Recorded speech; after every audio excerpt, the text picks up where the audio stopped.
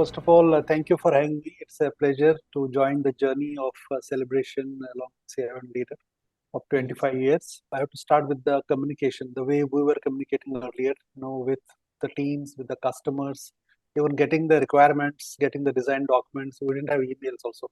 So the whole paradigm of communication has completely changed, and for good. And also the second aspect of it is the information. There's a lot of reimagination of the processes have started. The way we do the business, the way we provide services to our employees, customers, consumers. So it has completely changed. So the lot of automation has got into the place where we talk about the productivity, we talk about the delivering the value ROI, and we have seen many collaboration platforms now in place, which can help us to collaborate better to our internal employees or to the end consumers. So I think enjoying the ride, and we're lucky to experience this. This era is very good, great for us, and very happy to contribute to the society, to the enterprise. Actually doing this whole session initiation protocol, the way people will pick up the phone, the way we can do the video calling. It was more about video calling, and I'm talking about in 2000, almost 24 years back. The technology was very new, and we got the Internet Telephony Product of the Year award. And it was fantastic to be featured on a magazine, front cover, startup, help them to build that from scratch. So it was a great feeling. And also in aviation, last 2-3 years, we have developed many industry-first solutions, which are not available in the market. I think many, if I have to pick few on my fingertips, I thought I'd just mention about this. I was lucky to get good breaks in career, and I think a lot of attributes which stay with me even today is that I would say the hunger to do better than where we are. So things will change which are not in your control. But what you can promise to yourself is that whatever I have done so far, I want to do better. So be your own benchmark, raise it every time. And for that, you need to be visionary, you need to be risk-taking, you need to be collaborative, very important. You need to be a very team player. You can't do it alone. You have to make sure that you have got teams. I'm not talking only about IT teams. I'm talking about the business partners. I'm talking about the partner ecosystem. So you need to literally see as one team concept. We drive a lot of KRAs, a lot of KPIs about that. How do you measure it? If there is every 3 months, my team is mandated to do some innovation. Innovation can be process innovation, technology innovation, but and they themselves, and they're answerable to themselves. We are not telling them to go and tell your bosses. We're telling them you stand up in front of the mirror and say that have I done anything substantial in this quarter, in this month? And if the answer is you can look into your eyes, and if the answer is yes, I think you have made the progress.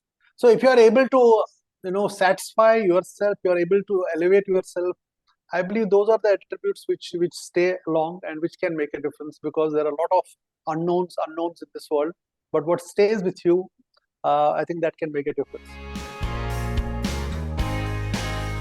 I would say dream big and believe in your potential. I would say the sky is the limit. I think it's just a matter of time that you will realize your dreams. But I would say dream big. Do not be a conventional, person or one more person in the queue if you want to stand out. So believe in that, and believe on your work on it aggressively. Have a proper plan in place. Enjoy the ride. Enjoy the professional ride, and have a good work-life balance. See, many times when it's a marathon, right? It's not a sprint. It's a marathon. If you have to really run a marathon for long and enjoy it, you need to plan it well. You need to make sure that there is space for every activity, not only from the professional point of view, the personal point of view, the work-life balance, the fitness, the way I'm even talking to you. This is part of that. So how do you put that whole package together? I think that art of living a professional life is very important, and that's what they should nurture on. They should not run after quick successes. Yes, it can be, but it should be a little bit more thoughtful plan, and there are ample opportunities. They are so fortunate to be in this era where there is the only limitation is your thinking. There are when we started, we didn't have computers. They were with very limited storage, very limited compute power. Today, everything's on cloud. You just ask, it will be available. So what next? So you can start your own startups, which was not earlier so easy. Today, the environment really supports. So I would say dream big, realize your potential, enjoy the ride. That's all. So learnings always come, always come. Even if you are doing good, even if you are succeeding, I think the way you see it, I have a mantra that if I have, even a lot of people say, oh, you've done a fantastic job, but I'll say, no, there was something more I could have done better. So that's a learning.